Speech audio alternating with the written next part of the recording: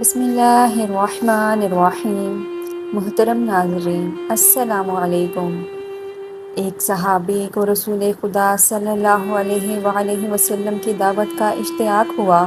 اس نے اپنی بیوی سے کہا کہ میں رسول خدا صلی اللہ علیہ وآلہ وسلم کو اپنے گھر دعوت دینا چاہتا ہوں، یہ ہمارے لیے بڑی سعادت ہے۔ بیوی نے کہا ضرور دعوت دیں۔ پھر صحابی نے چھری اٹھائی اور ایک بھیڑ ذبح کی۔ بیوی کھانا پکانے میں مشغول ہو گئی تو صحابی آن حضرت صلی اللہ علیہ وآلہ وسلم کو لینے کے لیے مسجد نبوی کی طرف چلے گئے۔ صحابی کے دو چھوٹے چھوٹے بیٹے تھے۔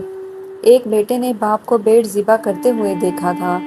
باپ کے جانے کے بعد اس نے اپنے چھوٹے بھائی سے کہا، کاش تو ہوتا تو دیکھتا کہ ابو نے بھیڑ کیسے ذبح کی تھی، کیا میں تمہیں دکھاؤں؟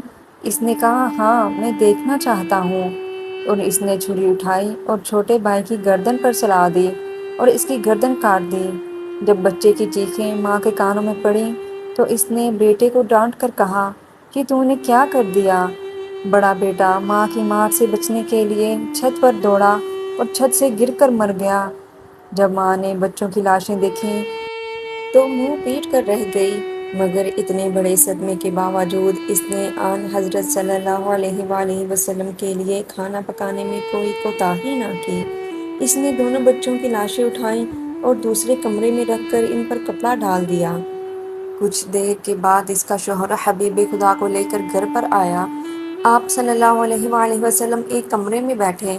بیوی نے اپنے شوہر کو بلا کر سارا ماجرا سنایا اور اسے کہا کہ دل پر قابو رکھنا اور نبی اکرم صلی اللہ علیہ وآلہ وسلم کی دعوت میں کوئی خلل واقع نہ ہونے دینا۔ صحابی نے آن حضرت صلی اللہ علیہ وآلہ وسلم کی خدمت میں کھانا پیش کیا۔ ابھی آپ نے لقمہ توڑا تھا کہ جبرائیل امین علیہ السلام آپ صلی اللہ علیہ وآلہ وسلم پر نازل ہوئے اور کہا کہ آپ اپنے میزبان سے کہیں کہ میں اس وقت تک کھانا نہیں کھاؤں گا جب تک تیرے بیٹے یہاں آ کر نہ بیٹھیں گے۔ نبی اکرم صلی اللہ علیہ وآلہ وسلم نے میزبان سے فرمایا، اپنے دونوں بیٹوں کو یہاں بلا لو۔ میزبان نے کہا، یا رسول اللہ، دونوں بچے ہیں، وہ کھیلنے کودنے کے لیے باہر گئے ہوئے ہیں، وہ پتہ نہیں کب تک واپس آئیں گے۔ آپ صلی اللہ علیہ وآلہ وسلم بسم اللہ کریں اور کھانا کھائیں۔ نبی اکرم صلی اللہ علیہ وآلہ وسلم نے فرمایا، یہ ناممکن ہے کیونکہ یہ اللہ کا حکم ہے۔ صحابی نے عرض کیا، یا رسول اللہ، میرے بیٹے مر چکے ہیں۔ آن حضرت صلی اللہ علیہ وآلہ وسلم نے فرمایا، ان کے جنازے یہاں لے آؤ۔ صحابی اٹھا اور دونوں بیٹوں کے جنازے لے آیا۔ نبی اکرم صلی اللہ علیہ وآلہ وسلم نے دعا پڑھی اور خدا سے ان کی زندگی کی درخواست کی۔ اللہ نے آپ کی دعا قبول کی اور بچے زندہ ہو گئے اور اٹھ بیٹھے۔ آپ نے انہیں دسترخوان پر اپنے ساتھ بٹھایا۔ ان بچوں نے آن حضرت صلی اللہ علیہ وآلہ وسلم اور اپنے والد کے ساتھ کھانا کھایا۔ بعض علماء نے آن حضرت صلی اللہ علیہ وآلہ وسلم کے معجزات کی تعداد 4000 بیان کی ہے۔ ان میں سے کچھ معجزات غزوات کے موقع پر ظہور پذیر ہوئے۔ مثلاً جنگ کے دوران اگر کسی مسلمان فوجی کا کوئی عضو کٹ جاتا تو آن حضرت صلی اللہ علیہ وآلہ وسلم کے پاس آتا، آپ اس کے کٹے ہوئے حصے کو باقی حصے کے ساتھ ملا کر لعاب دہن لگاتے تو وہ فوراً جڑ جاتا اور زخم کا نشان بھی وہاں تک دکھائی نہ دیتا تھا۔ جنگ بدر میں معاذ بن جبل رضی اللہ تعالی عنہ ابو جہل سے جنگ کی۔ ابو جہل نے معاذ رضی اللہ تعالی عنہ کے پاؤں پر تلوار ماری جس سے ان کا پاؤں کٹ گیا۔ صحابہ کرام انہیں میدان جنگ سے زخمی حالت میں اٹھا کر آن حضرت صلی اللہ علیہ وآلہ وسلم کے پاس لے آئے۔ اس وقت وہ درد کی شدت سے کراہ رہے تھے۔ آن حضرت صلی اللہ علیہ وآلہ وسلم نے ان کے پاؤں کا جڑتا ہوا حصہ پاؤں کے دوسرے حصے کے ساتھ ملایا اور لعاب دہن لگا کر اس پر پٹی باندھ دی۔ کچھ دیر بعد صحابہ نے ان کی پٹی کھولی تو ان کا پاؤں بالکل ٹھیک تھا اور اس پر زخم کا نشان تک دکھائی نہیں دیتا تھا۔ جنگ خیبر کے قلعوں کو فتح کرنا مسلمانوں کے لیے چیلنج بن چکا تھا۔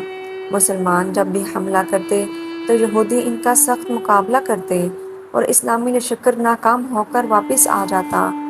ایک قلعہ کے پہلوان کا نام مرہب تھا۔ وہ بڑا طاقتور پہلوان تھا۔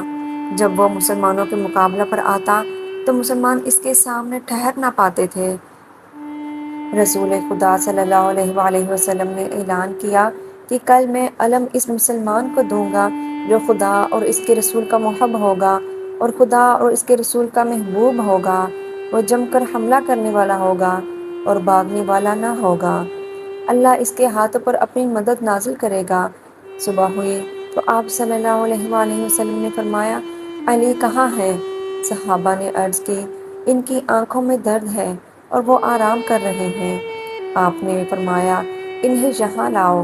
حضرت علی رضی اللہ تعالیٰ عنہ کو آن حضرت صلی اللہ علیہ وآلہ وسلم کی خدمت میں لایا گیا۔ آپ نے اپنی انگلی سے تھوڑا سا لعاب دہن ان کی آنکھوں پر لگایا تو وہ فوراً تندرست ہو گئے اور یہودیوں سے جنگ کے لیے اٹھ کھڑے ہوئے۔ امیر المؤمنین نے جنگ کا نقشہ ہی بدل دیا۔ آپ نے یہودی لشکر کو تہس نہس کر دیا اور ان کے قلعہ کے مضبوط دروازے کو اکھیڑ ڈالا اور ان کے قلعے پر قبضہ کر لیا۔ حضرت علی علیہ السلام کا بیان ہے کہ اس کے بعد پوری زندگی میری آنکھیں کبھی خراب نہیں ہوئیں، اور آخر میں آن حضرت صلی اللہ علیہ وآلہ وسلم کی تواضع کے چند واقعات بیان کرتے ہیں۔ ایک دفعہ کا واقعہ ہے کہ رسول اکرم صلی اللہ علیہ وآلہ وسلم اپنے چند اصحاب کے ساتھ سفر پر نکلے۔ راستے پر ایک جگہ انہوں نے پڑاؤ کیا۔ ان کے پاس کھانے کے لیے ایک بکری تھی۔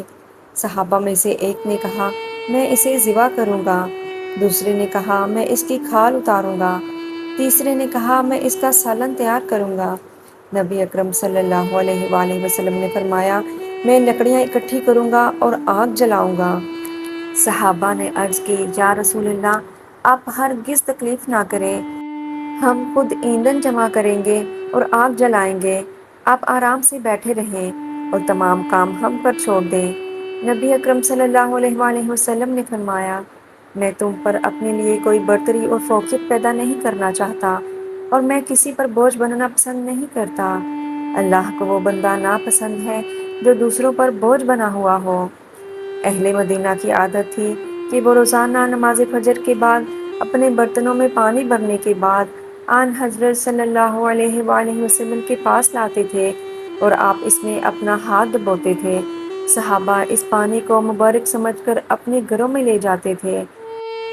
جب شدید سردی ہوتی تھی، پانی برف کی طرح ٹھنڈا ہوتا تھا۔ اس وقت بھی لوگ آپ کے پاس آتے تھے، لیکن آپ نے کبھی کسی کو یہ کہہ کر واپس نہیں کیا تھا کہ پانی بڑا ٹھنڈا ہے، لہٰذا تم اپنا برتن واپس لے جاؤ۔ ایک مرتبہ کا ذکر ہے کہ نبی اکرم صلی اللہ علیہ وآلہ وسلم اور حذیفہ یمانی مدینہ سے باہر گئے اور انہوں نے نہانے کا ارادہ کیا۔ جناب حذیفہ نے ایک کپڑا تان کر نبی اکرم صلی اللہ علیہ وآلہ وسلم کے لیے پردہ بنایا اور اس پردے کی اوڑ میں آن حضرت صلی اللہ علیہ وآلہ وسلم نے غسل کیا۔ جب آپ صلی اللہ علیہ وآلہ وسلم غسل کر چکے تو آپ وہی کپڑا پکڑا اور اسے تان کر فرمایا، حذیفہ، اب تم نہاؤ، میں تمہارے لیے پردہ بناؤں گا۔ حضرت حذیفہ نے آپ سے معذرت کی اور کہا، آپ پر میرے والدین قربان جائیں، آپ زحمت نہ کریں۔ لیکن ان کی معذرت کے باوجود پیغمبر اکرم صلی اللہ علیہ وآلہ وسلم نے اپنے رفیق سفر کی خدمت پر اصرار کرتے ہوئے فرمایا، جب دو شخص رفیق سفر ہوں اور ان میں سے وہ شخص اللہ کو زیادہ پیارا ہوتا ہے جو اپنے ساتھی سے زیادہ محبت کرتا ہے اور اس کی خدمت کرتا ہے۔ روایات میں مذکور ہے کہ ایک کنیز نے رسول اللہ صلی اللہ علیہ وآلہ وسلم سے عرض کیا کہ میرا مالک مجھ سے بدسلوکی سے پیش آتا ہے، لہٰذا آپ میرے ساتھ چلیے اور اس سے کہیں کہ وہ میرے ساتھ بدسلوکی کا رویہ نہ رکھے۔ آپ نے کنیز کو ساتھ لیا اور اس کے مالک کے دروازے پر گئے۔ جب اس نے کنیز پر نبی اکرم صلی اللہ علیہ وآلہ وسلم کا یہ لطف کرم دیکھا کہ وہ اس کی سفارش کر رہے ہیں تو اس کنیز کو راہ خدا میں آزاد کر دیا۔ حضرت علی رضی اللہ تعالیٰ عنہ کا بیان ہے کہ رسول اکرم صلی اللہ علیہ وآلہ وسلم نے فرمایا، جو بھی مسلمان جماعت کی خدمت کرے تو جماعت میں جتنے بھی مسلمان ہوں گے ان کی تعداد کے برابر اللہ تعالیٰ اسے جنت میں خادم عطا کرے گا۔ اور آخر میں اللہ تعالیٰ سے دعا ہے کہ اللہ تعالیٰ ہم سب کو ہدایت کے راستے پر چلائے، اور آپ سب کو اگر میری آج کی یہ ویڈیو اچھی لگی ہے تو لائک اور سبسکرائب ضرور کریں۔